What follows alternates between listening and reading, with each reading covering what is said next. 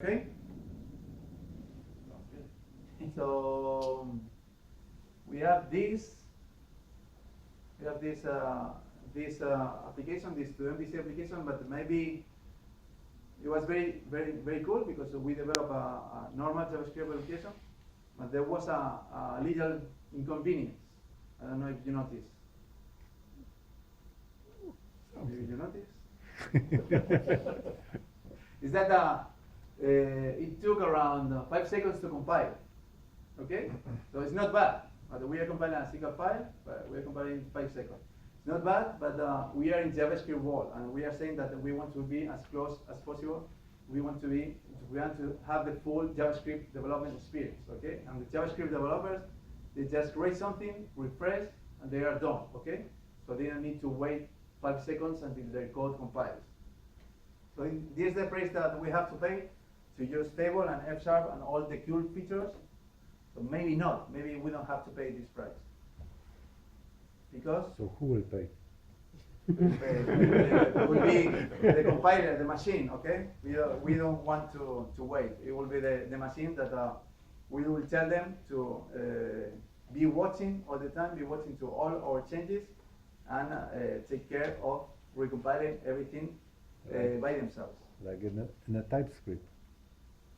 Yeah, in TypeScript you have also watch option. Yeah, something like that.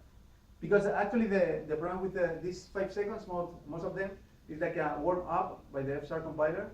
So if you don't need this warm up, if you're already running the watcher, you'll get a very fast compilation. So let's check it. Overheat. We saw here.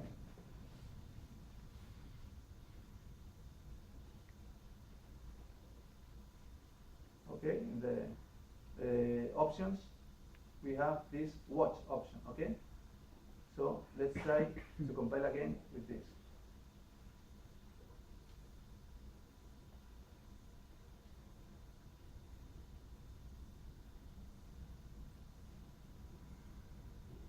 Okay, so this compilation is done, and now we are watching.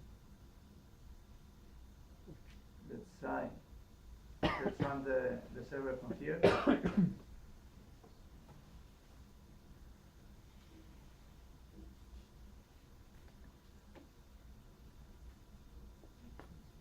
server running. Let's screen the browser so we can see a change.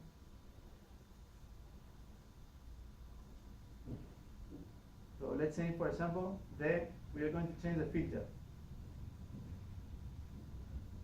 So as you can see here, we have the active filter and completed. So let's try to revert them. So if we select active, we are going to see the completed task, and if we select completed, we are going to see the active task. So for this.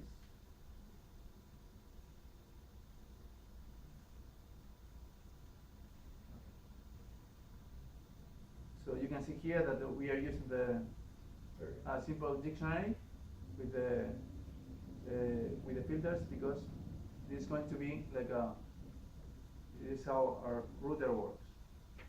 It's working like this. So we are using function composition here, 3-point programming. This is also compatible.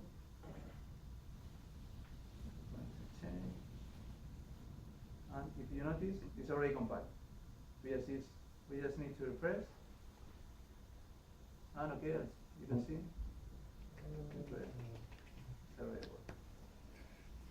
So this means that we don't have to, the price we have to pay to use Fable is hopefully very little, because we don't have to, we can use this watch option to make the compilation very fast.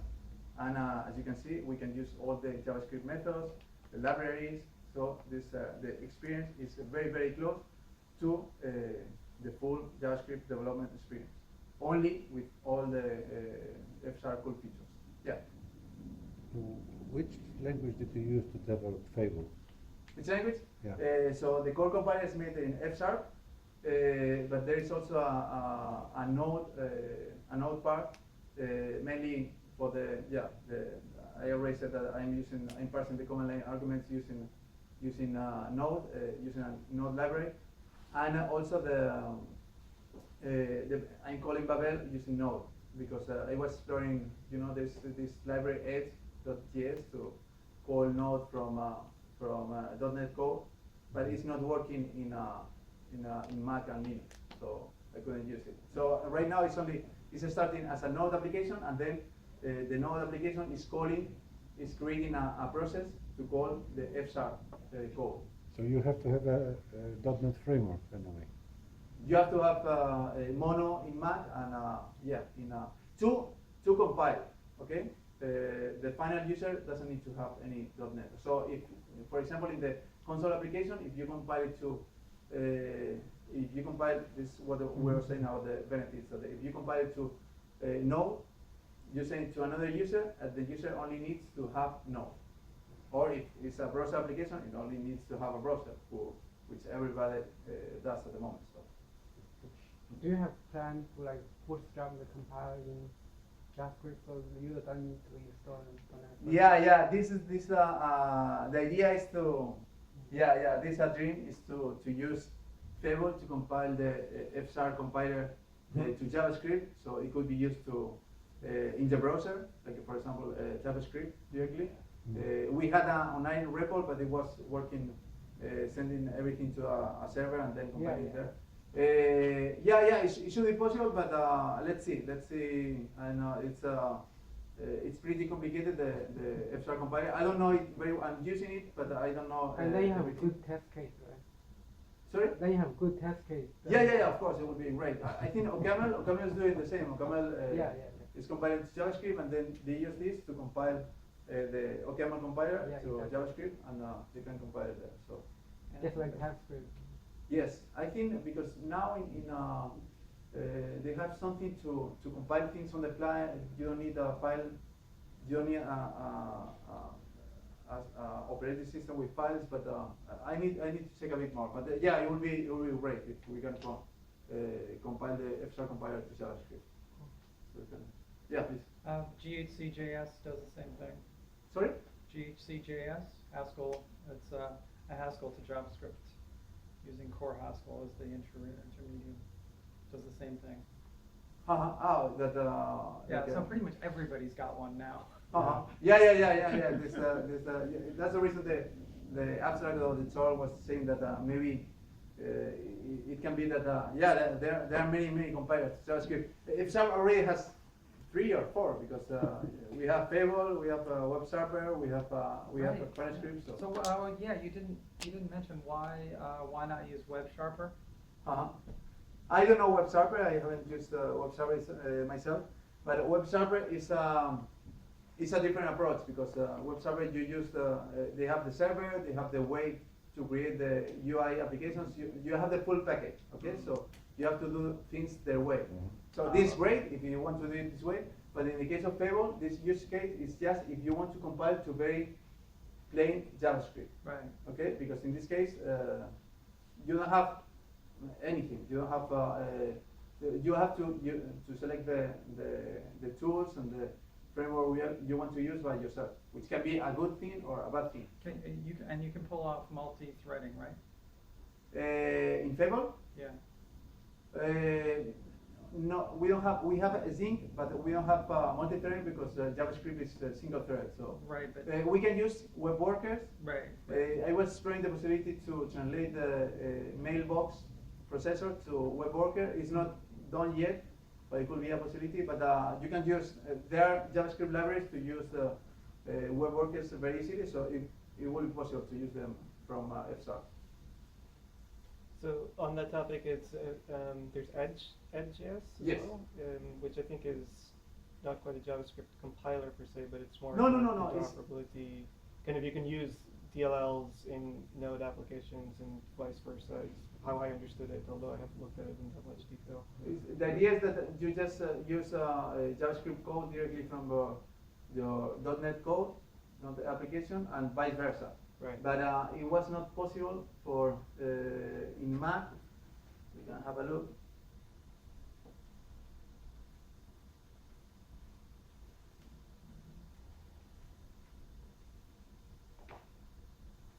Yeah, so it's got the two. So both .NET and JavaScript and vice versa. Yeah. So you see here this I think this the green. No, this coming soon.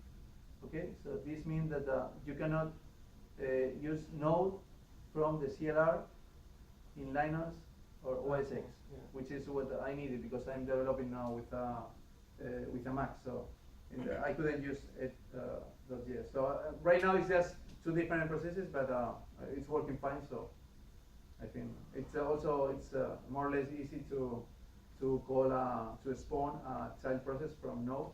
So And this isn't I don't think this is actually compiling into JavaScript, right? it's creating the AST, a JSON object, and it's sending it to Babel. And Babel is making the compilations with JavaScript. So if you want to check it,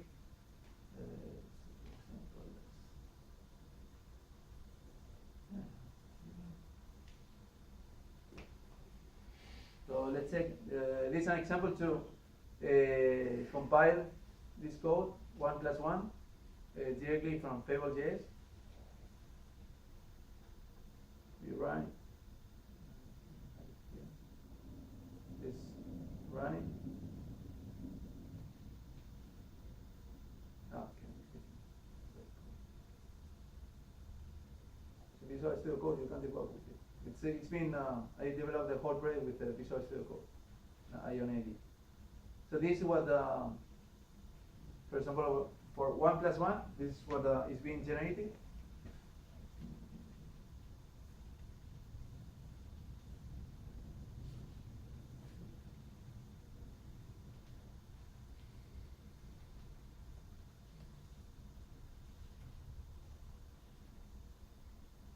Okay, something like this. Okay, so you get this numeric literal, binary expression. You get here the location for source map generation. Also, it's something that Babel is doing for us, generating the source map. And here I'm saying this. In this case, it was generated automatically. I'm saying where the file is.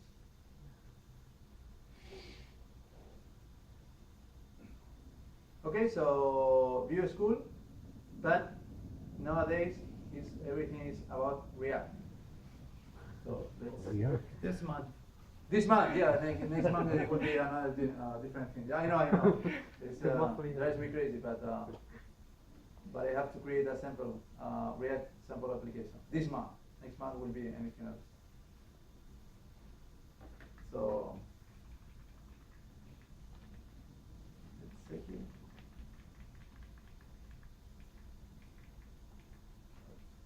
Actually, it's here.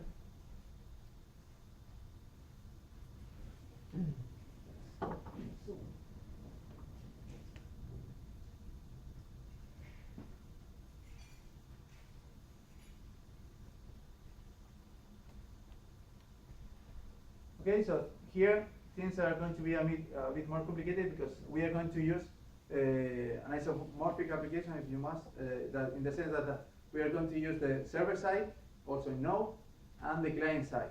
And the server side is going to, we are going to use Express again to have a very simple REST API to to post comments to a server, which are going to be stored just in a simple JSON file here.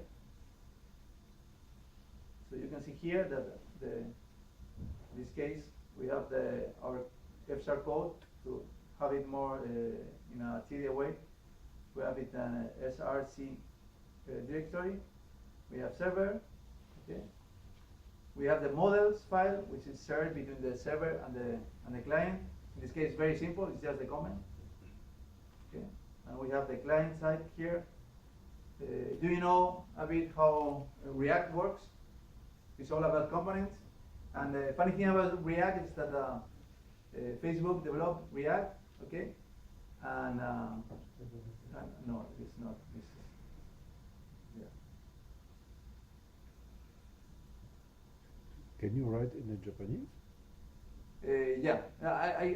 This another thing I leave the computers do for me. I don't write by hand, I can write with the machine.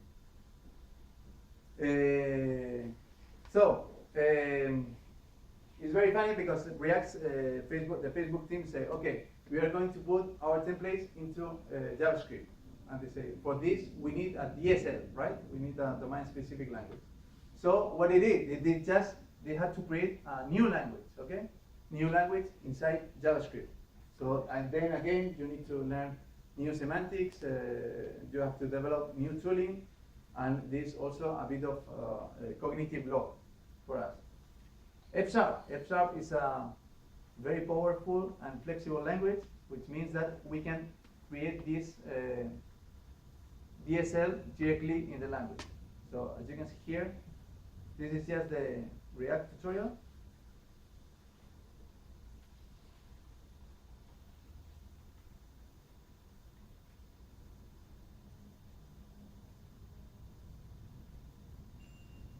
Okay, so this is a component, is the comment form we are going to use. Very simple. But, we have something like this, and we can translate it to F-sharp like this. Okay, so we're using union types. We have auto completion here. You can see we have all the components we can use by default.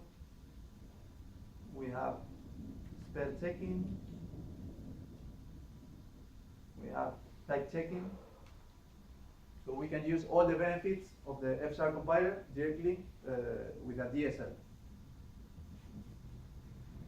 Let's try to compile this. In this case here, we are going to use Webpack. Okay, Webpack is a tool. It's a model bundler. It's called.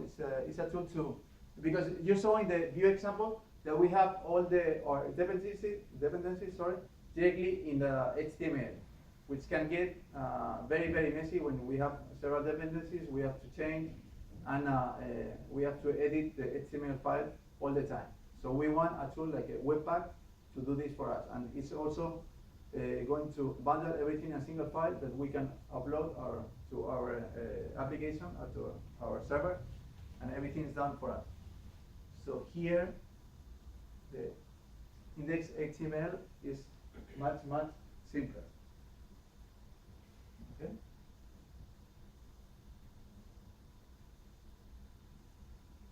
For this, in the Fable config.json file, we are going to say that after building, you have to call Webpack. So let's try it.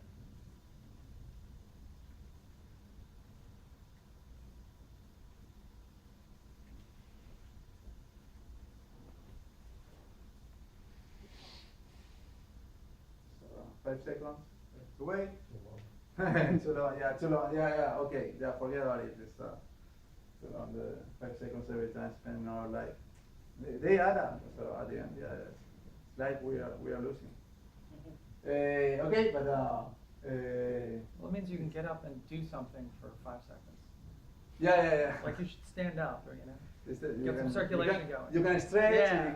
You can also, it's very important. You can have a look at a distant place, so your eyes can get relaxed. So actually, it can be a good thing. Well, my build time right now is like 30 seconds, so I really do get to run around the table. So okay, we have this, and then our server is here. We can run it.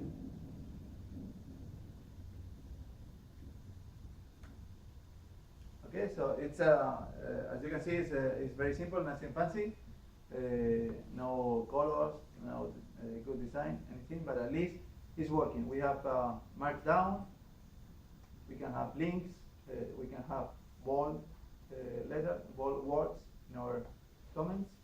So I don't know if you want to post a comment, you want to say something. No comment. Sorry? Yeah. No comment. No comments.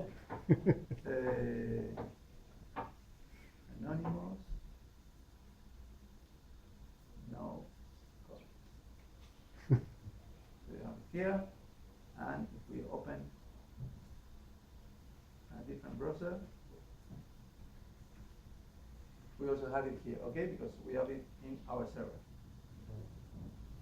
And because we have Chrome now, we can check. One cool thing about React is they have React development tools. So they are here.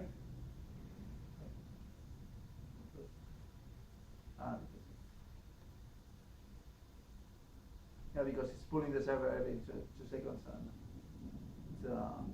because of this, it's resetting everything. But as you can see, this means that we are very close to JavaScript, and we can use all the tools that the JavaScript developers use. So in this case, we can also use the React development tools. But even better, because one of the Webpack is not a model bundle. It's the thing that we did before. You know, we recompile the code, and we hit F5 to reload, and we saw the changes very quickly. But Webpack can do this for us. Okay, so we can it can reload everything automatically for us. So let's give it a try. In this case, we are going to use the Webpack development server. Okay, this one. So for this, I told you that we can use different targets. Okay, so for example, here when debugging, we're going to use the watch option, and we are going to pass this symbol to the F-sharp compiler.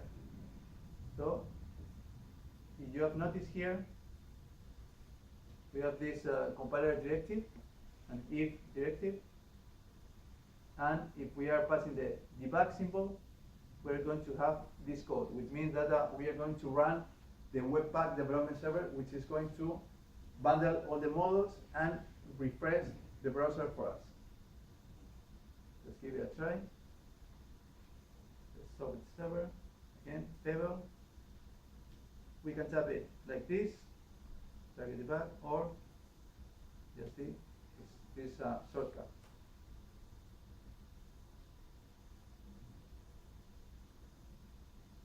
Here.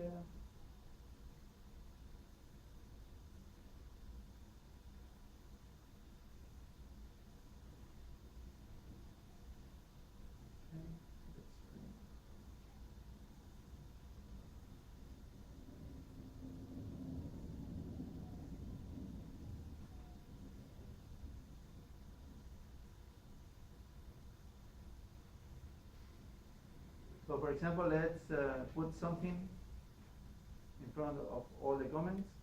Put comment, something like this. Let's just save, control save. Then if you notice, it's been compiled here and it's refreshing automatically. I didn't do anything. But if you pay attention, okay, let's check again. Oops, no, sorry. We check again. You notice something? We're refreshing. It's 2 seconds. 2 seconds. But actually, it's not the Fable's fault. It's Webpack. It's taking the time is taking the Webpack. But one cool thing is that it's not refreshing. Okay, it's just putting the code. It's called hot model replacement. It's putting the code directly into the application. So this means that this application is very simple. But we will have a game or something that depends on the state. It will reload our current code without resetting the state. So we can have. I couldn't create another sample of time in time. Sorry, to view the effect, but it will be the typical example. If we have Mario jumping, so we'll see Mario in there, and maybe we change the ground and put the spikes, and we'll see him die because this is what we like. But we can have it.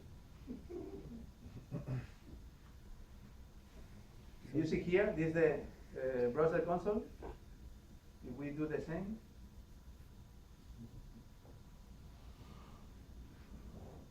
see here that is recompiling, okay? And actually, I think this also Webpack is casing something because when you do it a couple of times, it's going faster. So now, 1, 2, 3, now, 3 seconds. Okay. But at least you don't have to. You don't have to hit refresh. You don't have to hit it. It's very important because No, it is. you're Absolutely. let's say that you have two monitors, then you're just working with your IDE, and then you see the change life, and you don't have to worry about switching between the apps. Yeah. So what happens to state when you do this? I mean, you know you have the state in the file for Mhm. the comments, but is that the only state that may persisted when you work like this? In React world, I have to admit that I'm a bit also new to React. As we say that it's I want to study more, but I'm afraid that next month there will be another big thing in the JavaScript world, so you never know. But they work with components, okay? There's also this new architecture, they call it from Facebook Flux, or a variation called Redux. That's using a source of truth that you have the, actually it's very, very functional, but you have the state that is like moving around your application, and then this state is not killed, so all the components are just looking at the state. So let's say, for example, forgetting about this architecture, let's say that the components, you can see in the React tools here.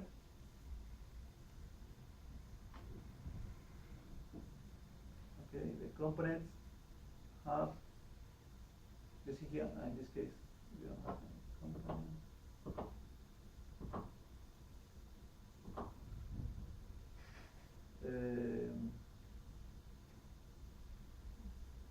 I'm going to start the server, so it's not refreshing.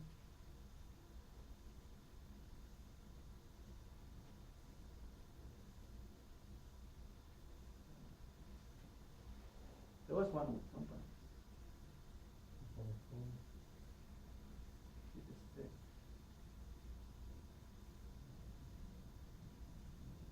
Okay, this one actually has state. This one.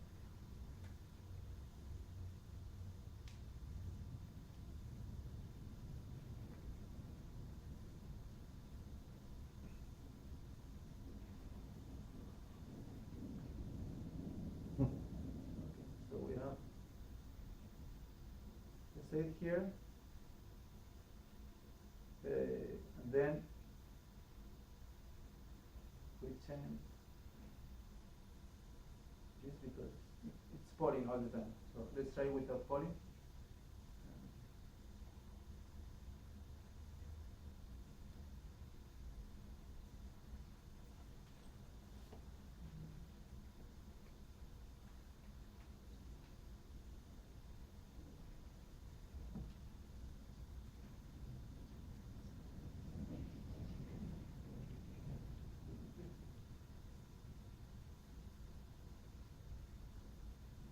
Okay, so this the one that's polling the server.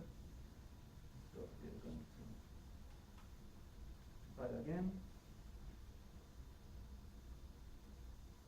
Close this.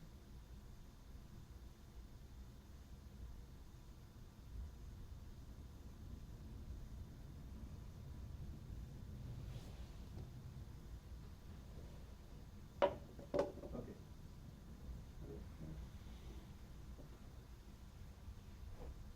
Okay, so let's try the same thing.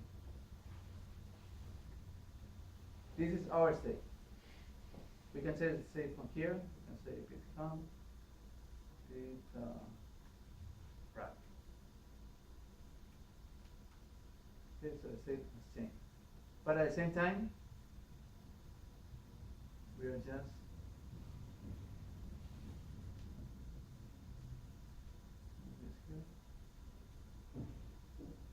so you see, our comment has changed, but we are keeping the state. So this is the state of the application, or we can even,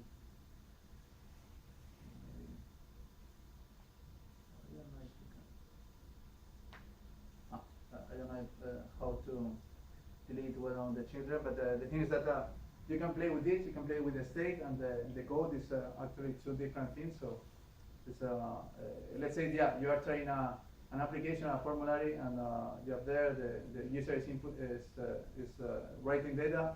Then you want to try something new. This also very useful for style changes.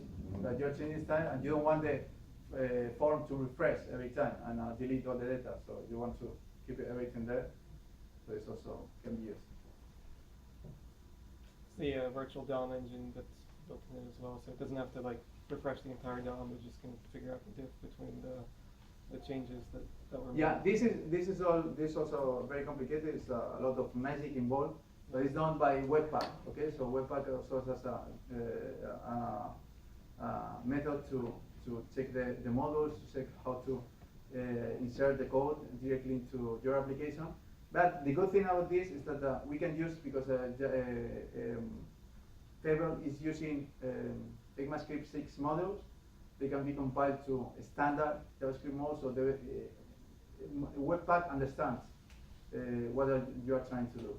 So then it can modify your code and do this operation.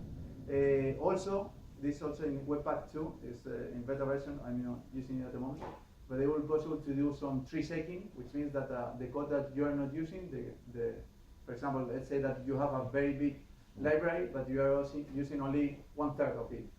So in this case, it will also be possible to automatically remove this from your generated application, which is also something very important for front-end applications, because at the end, everything adds up, and it's download time, and it's something that the browser have to parse, and the less code you have there, the better.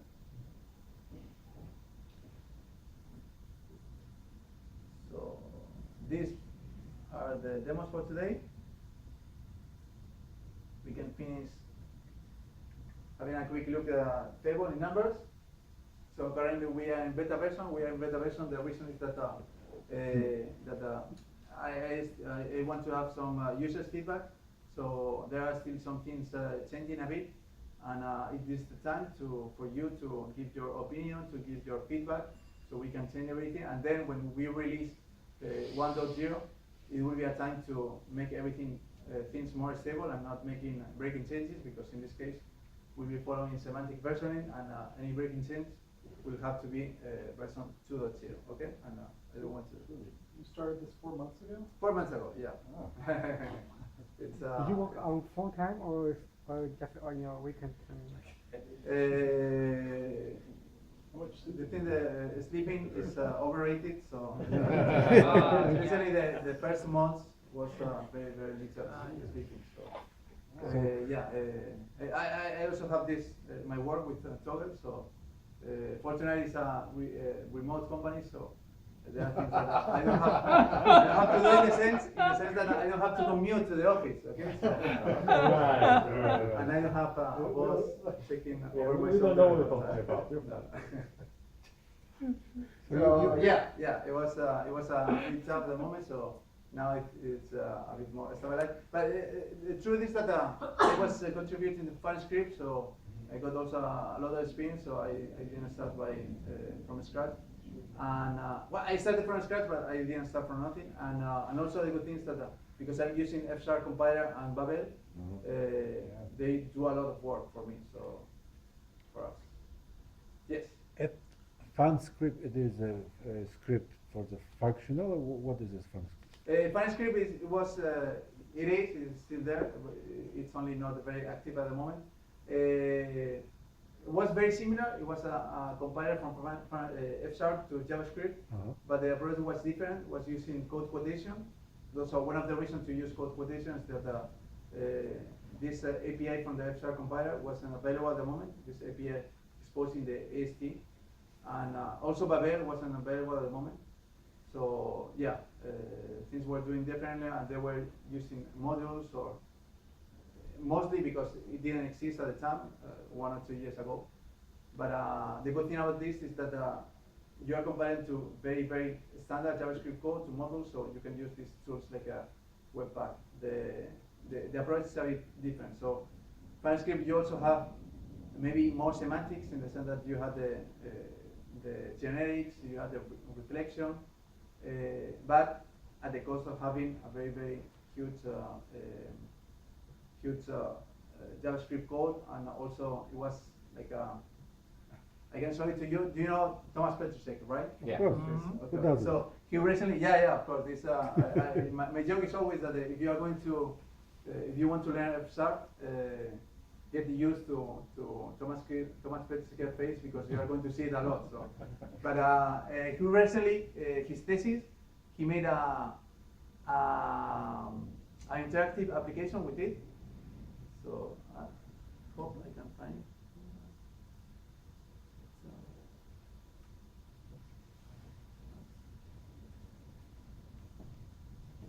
Because I showed it to you, right? He has code developed with. Okay. So this is a very cool interactive application of his doctoral thesis. But if you go there, this is compiled with FunScript, okay? So if you check script.js, so this is what FunScript generates. It's a very long JavaScript soup, which is working. So it's incredible. It's working. So it's really good. IonAD, this the extension to use F#, this the thing that is doing this real-time checking, these tooltips. Everything is done also with the FunScript is working. Is very nice. But I hope that with Fable we can go one step beyond. Okay. So yes, it's, so we have around 600 unit tests. It's also they were compiled using the method we just saw that. We can run them using any unit, and we can run them using Mocha, so we can be sure that the semantics is being kept the same in both platforms. And we have documentation. This is very important, so it means that you don't have to scratch your head all the time, maybe only a little, but you have somewhere to start. We have around, I said that we have F# code and JavaScript code. The F# code is around 4,500 lines, so it's not that much. It's one of the things of F# that you can do many things with little code. It wasn't easy to write this 4,500 lines, but it's the less code you have, the easiest to maintain.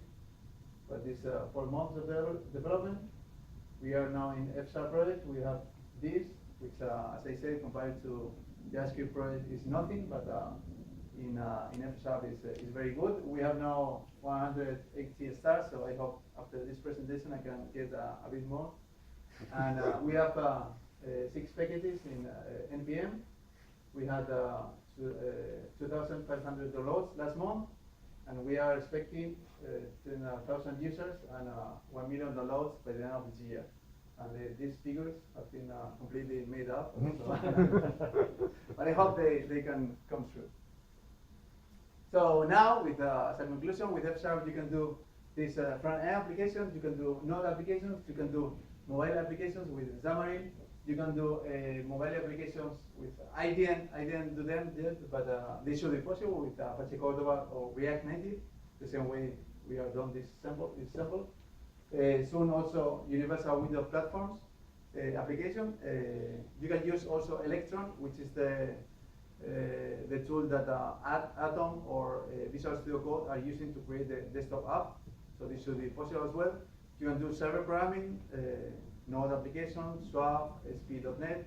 You can do GPO programming, and even, I haven't tried, but some people say that you can even do functional programming on .NET. I'm not sure, but it seems to be possible. But you're gonna, but C# puppies will die. Yeah. So that's why C# puppies only hold dogs.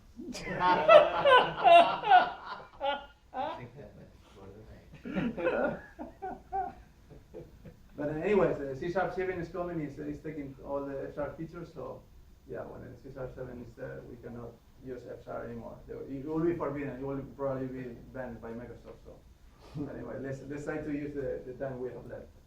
So talking about Microsoft, I don't know if is there anyone from Microsoft here in the room?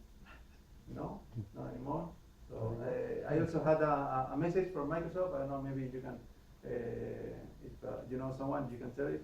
that I don't want them to make the same mistake as they did with summary.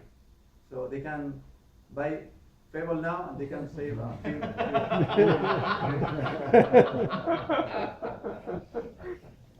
It was So- like a 40, yes? Yeah, sorry? It was like a 40 billion, yes?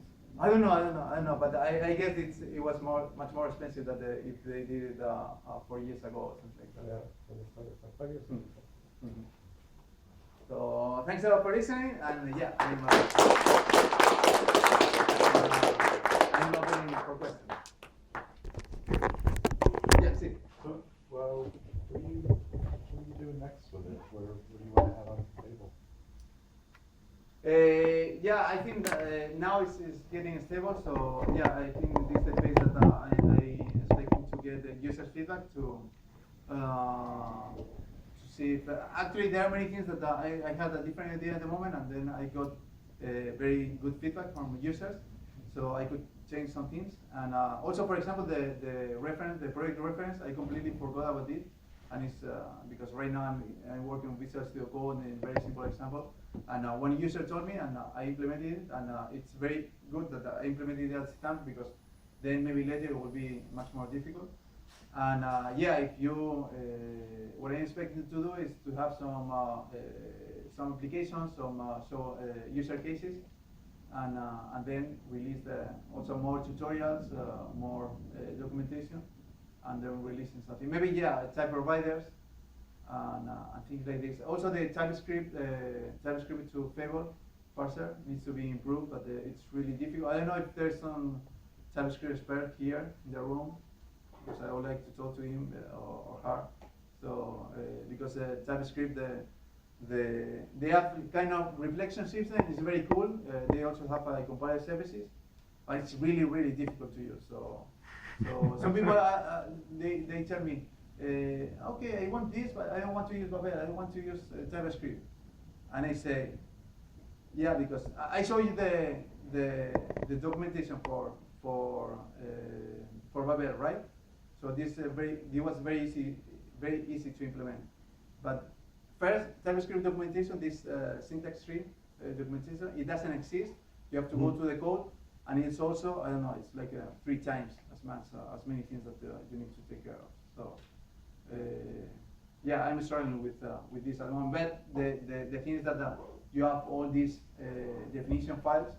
That yeah, they are very useful to use. So Is the point of that so you can leverage your TypeScript work and your F# work and go to JavaScript? yeah, I think it's to generate this kind of files. That I'm trying to understand why the TypeScript to Fable is so important.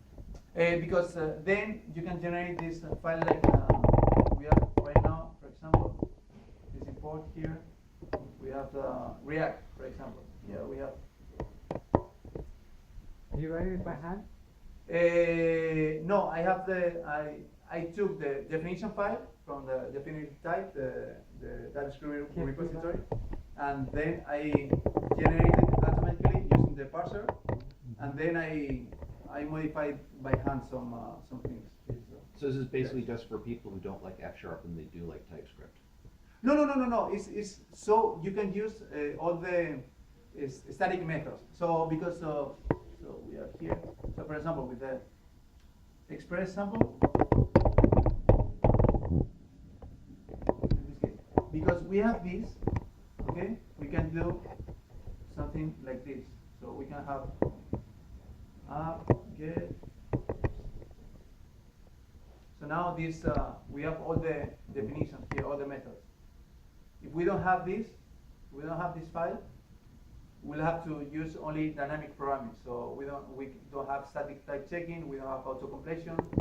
So the purpose of parsing the TypeScript definition file is being able to have this foreign interface automatically. And we don't have to define everything by ourselves. So you mean Babel can already pass the TXT file? But Babel doesn't know about it. Just we just. What possibly you use from TypeScript compiler? The parser is only, it's a different tool. So it's not related to the compilation. I only use it to compile. You can see here in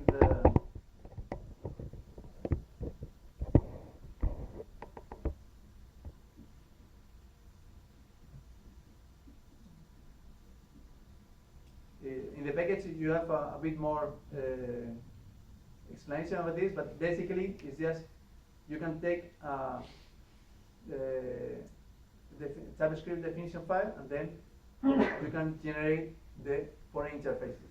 And then these foreign interfaces, you can use them with Fable to compile to JavaScript. So the idea is because we don't have that many at the moment, and maybe you don't want to use it for a library yourself. But the idea that in the future we have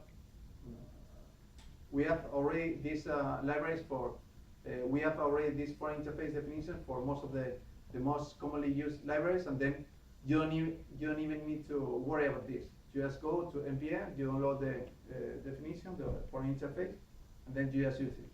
But for the moment, yeah, we need this to parse the files. So, what kind of optimization do you do? What kind? Sorry. Optimization. Sorry. Optimization of the compiler. Yeah. Basically, it's mostly the pipes. You know, because the pipes are very inline used. pipe. Sorry. You mean inline pipe or? Yeah. I'm lining the pipe because if you have if you use the TypeScript, the AST as it's used from nyc-fsharp, you get a lot of lambdas and closures, and this is not very optimized for JavaScript. And then I try to, it's not possible in other cases, but I try to nest them. I think you can, I need to compile again maybe, let's say you do something like this, 3, 5.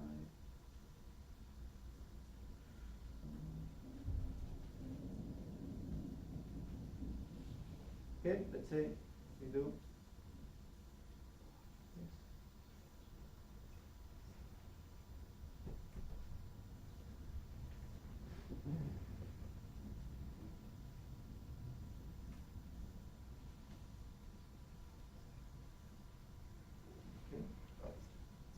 Okay. Yeah. There you go, just around it. That's the one.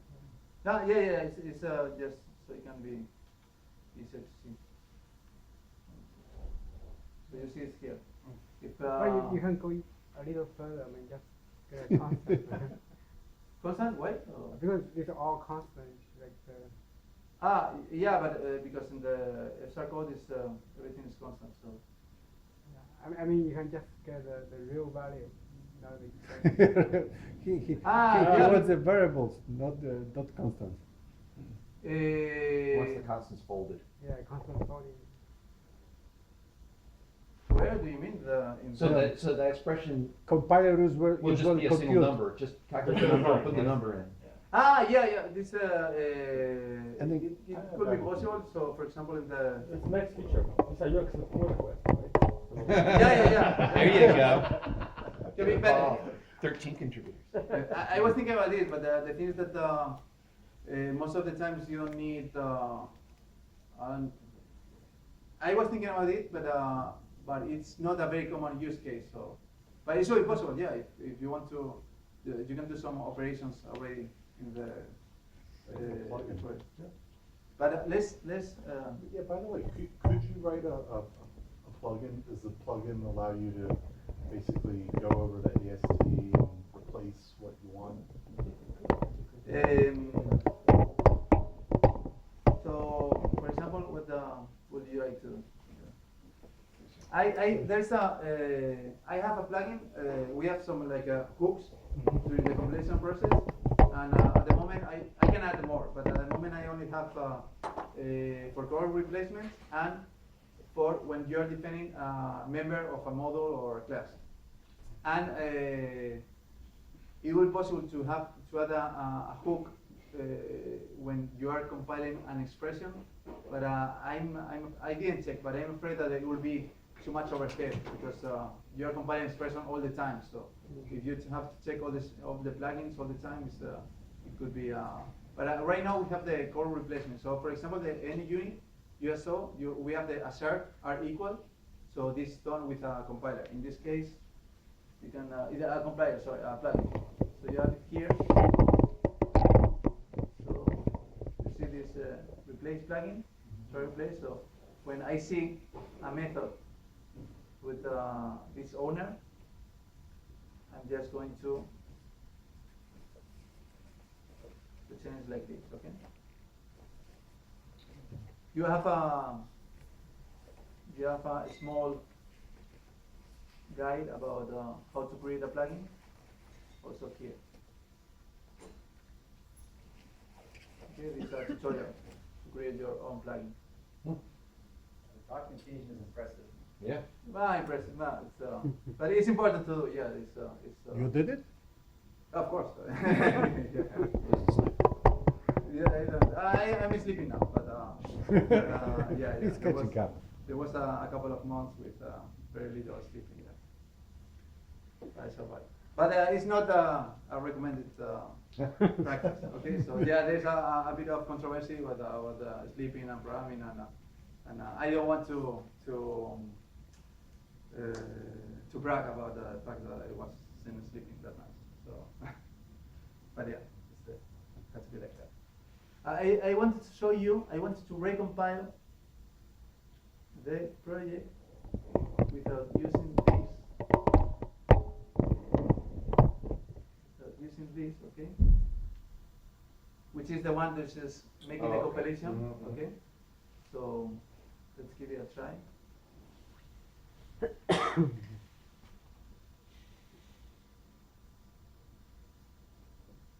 I love faith, by the way. You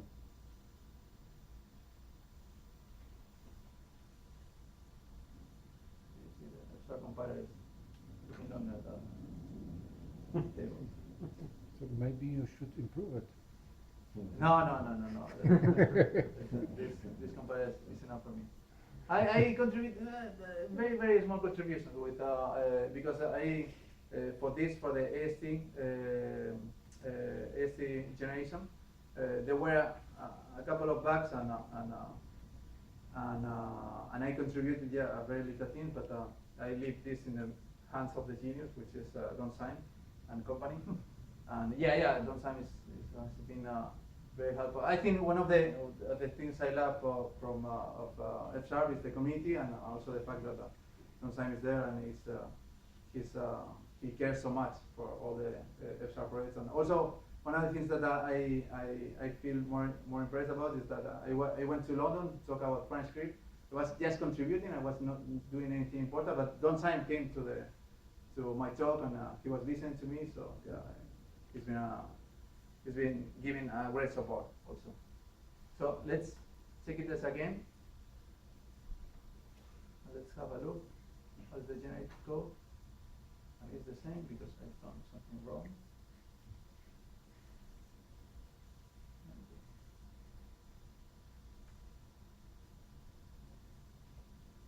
Okay, sorry, I'm using I have to use the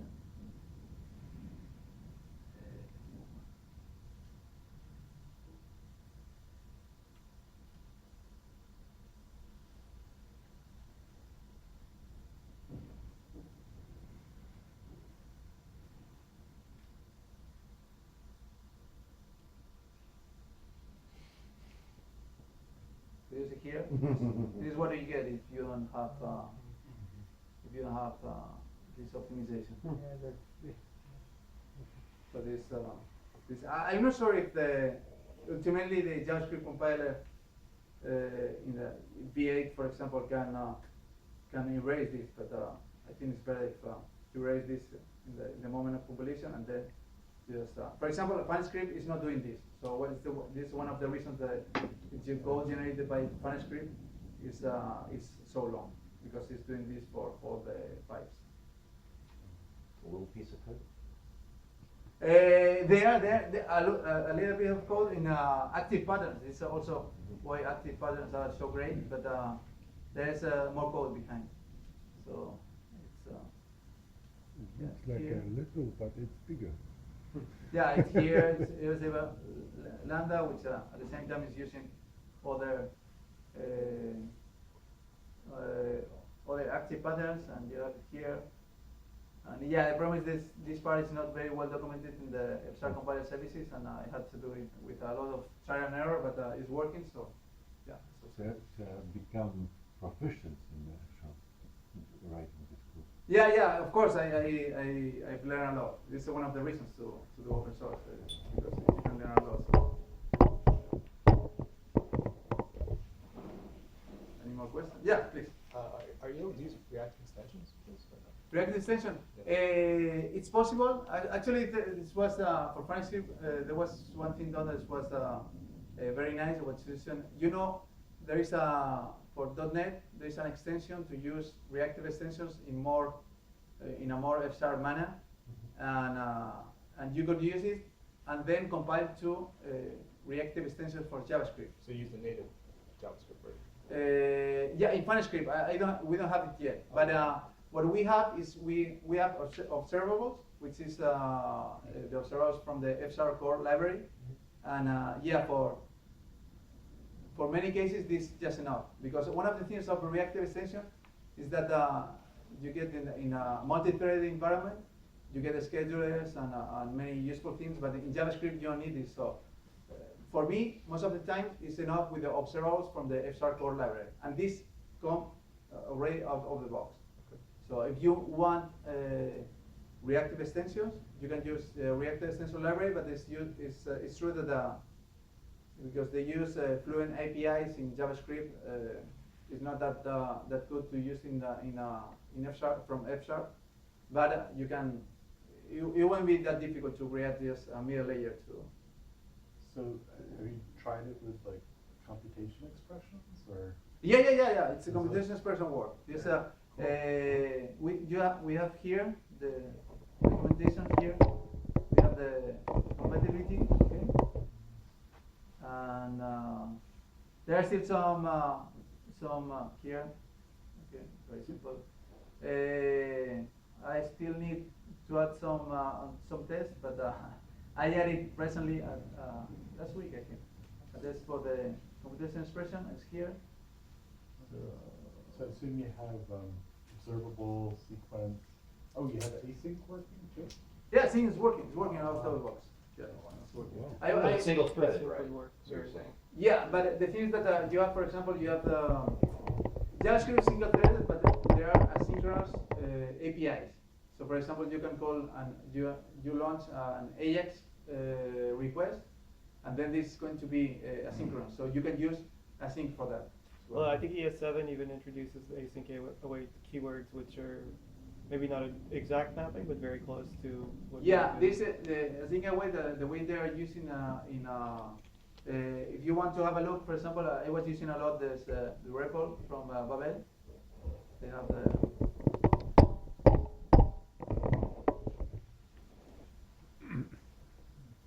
So if you have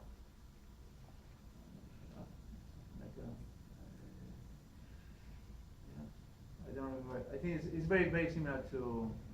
It's like C#. It's very similar. Async or Async first. yeah, async first. And then Yeah, it's yeah. Take a look on the right. Just 2 lines converted something like like this. So 25. they're using iterables and promises. At the beginning, my idea was to compile directly async to JavaScript promises, but it was not possible because it's promises is they are very stateful. So they are basically an object which is calling the state, and it can be finished or not finished with an error or non error. But async in JavaScript is just function composition, which is very nice, and it's just you're composing functions, and then when you trigger everything with start immediate or start, everything just runs until you are just calling the continuation, right? So async is compatible. So the only thing is that you can use run synchronously and also start and start immediate. They have the same effect because JavaScript is single thread. Yes. So what do you compile async from F# into custom code, generators? What does it no, it's just they're just it's very nice because the F# compiler already gives you the the sugar code. So you have just continuations. So we can have a look. We can have we have the we have the async test here. So we have while, we have for, we have the exceptions, and then if we go to the compile code, you can see here this also this the sugar code. So it's just calling the delay for try with builder bind. It's pretty much the same thing that you see when you look at what the F-sharp code. Yeah. It's the same. It's the same thing. And then in the Fable core library, you have here.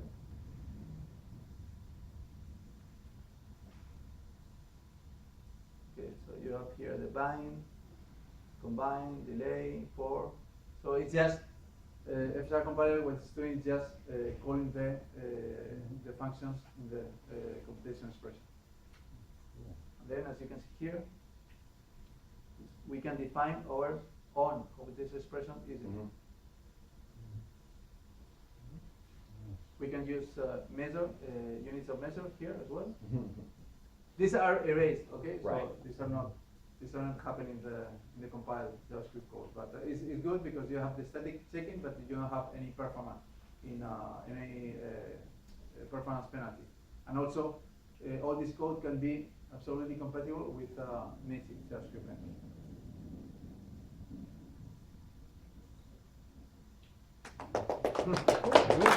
It's a lot about the like it, and I hope that I'm expecting your comments, your feedback, and also a very great application created with Fable that then we can show it as a success story or user case. Or Just two announcements really quick. One is, well, do you want to? Yeah, I do. So